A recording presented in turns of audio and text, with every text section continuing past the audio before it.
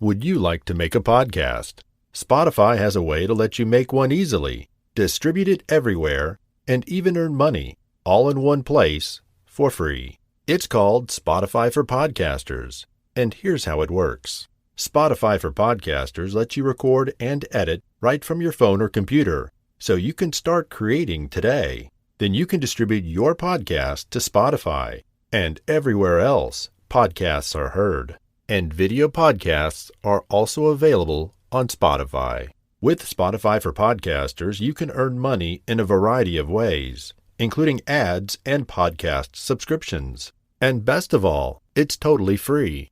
You know, ever since I discovered Spotify for Podcasters, I've enjoyed sharing my favorite stories with children around the world. If you've ever thought of starting your own podcast, download the Spotify for Podcasters app or go to spotify.com/podcasters to get started.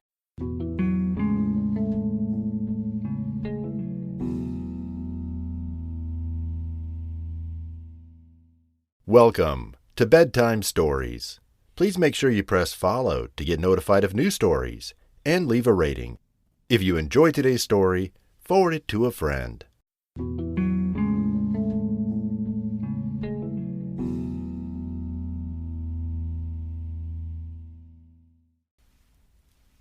The Emperor's New Clothes by Hans Christian Andersen. Many, many years ago, lived an emperor who thought so much of new clothes that he spent all of his money in order to obtain them. His only ambition was to always be well dressed. He did not care for his soldiers, and going to the theater did not interest him. The only thing he wanted to do was go out and show off new clothes as often as possible. He even had a new coat for every hour of the day. The great city where he lived was a very busy place. Every day many strangers from all parts of the globe arrived.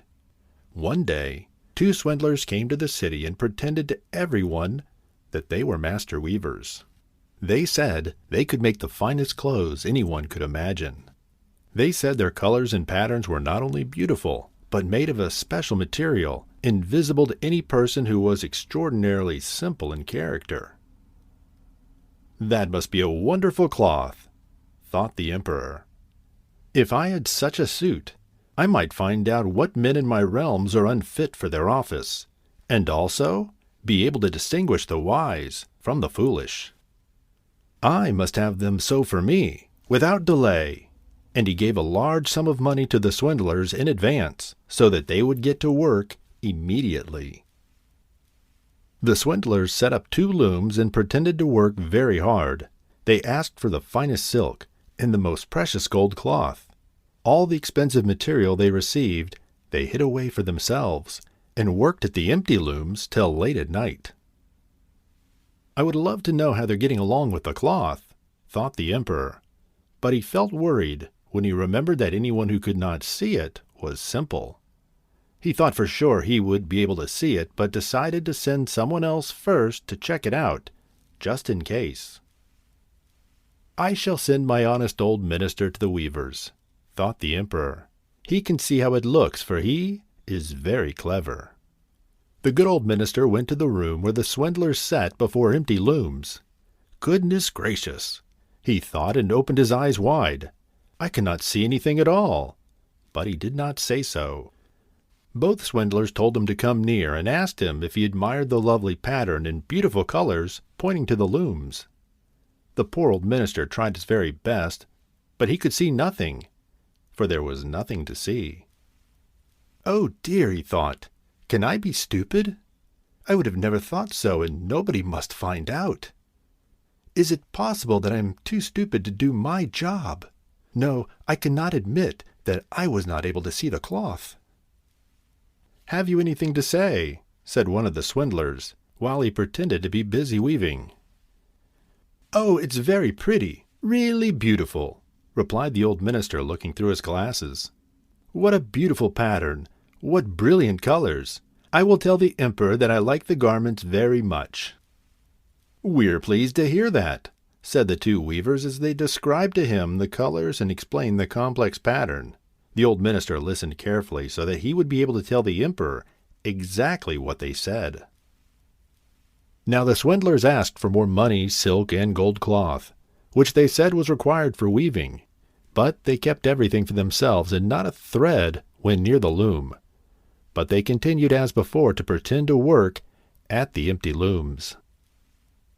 Soon afterwards the emperor sent another good man to see the weavers, and see how they were getting on, and if the cloth was nearly finished. Like the old minister, he looked and looked, but he could see nothing, as there was nothing to be seen.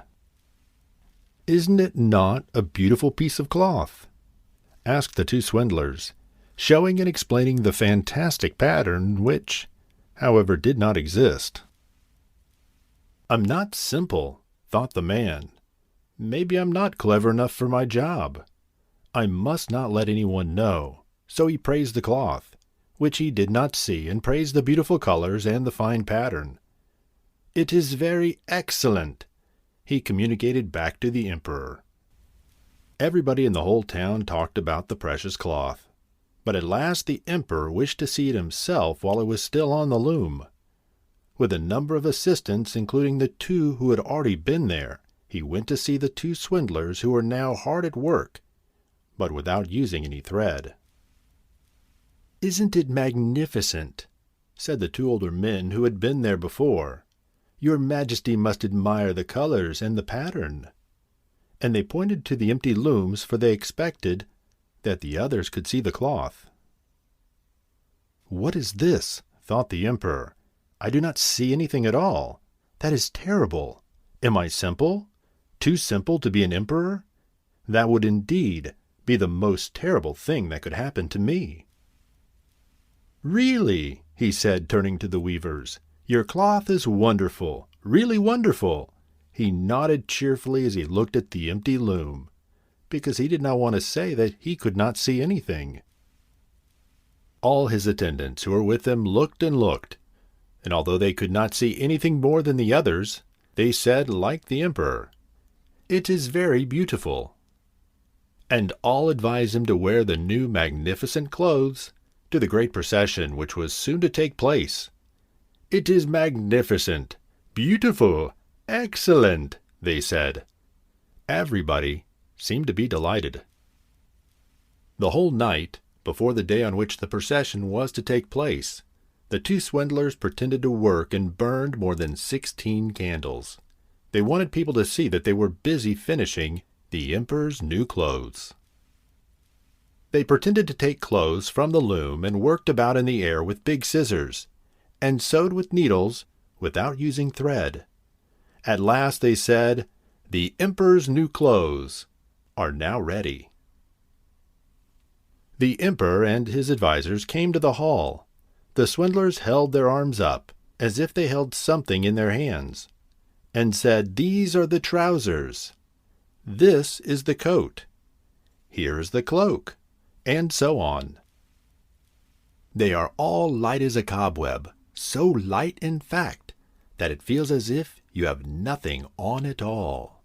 But that is just the beauty of the clothes.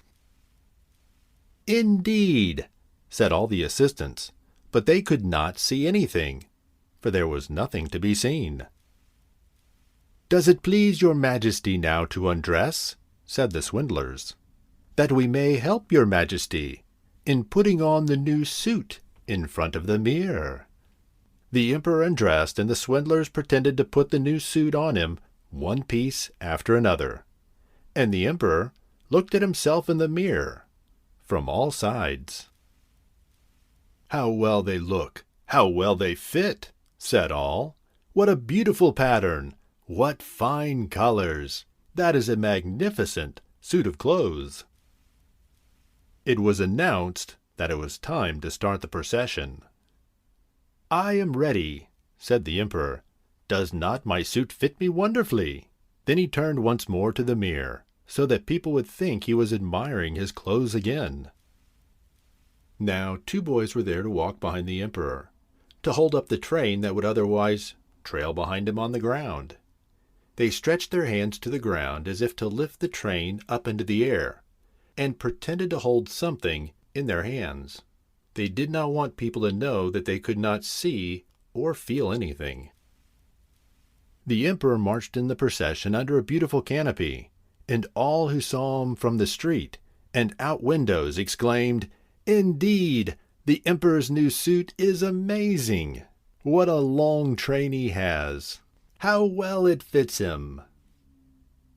Nobody wanted to admit they saw nothing, for then it would mean they were of simple mind. Never were the emperor's clothes more admired. At last a little boy spoke up. "But he has nothing on. He's completely nude." "Good heavens, I'm sorry about that," said the embarrassed father. "He's just a simple boy who doesn't know any better." But soon the whole crowd was whispering what the child had said. "He does not have anything on at all," cried the people, realizing the truth. The emperor suddenly realized they were right, but he thought to himself, "Now I must keep pretending until the end, or I will look even more foolish." So the emperor tried to walk with even greater dignity, while the crowd laughed and teased him all the way to the end. Afterwards, the emperor sent his soldiers to arrest the two swindlers, but they had already fled the city with all the money and precious material. For the rest of his days, people joked about the time the emperor went for a parade with no clothes on, and he never lived it down.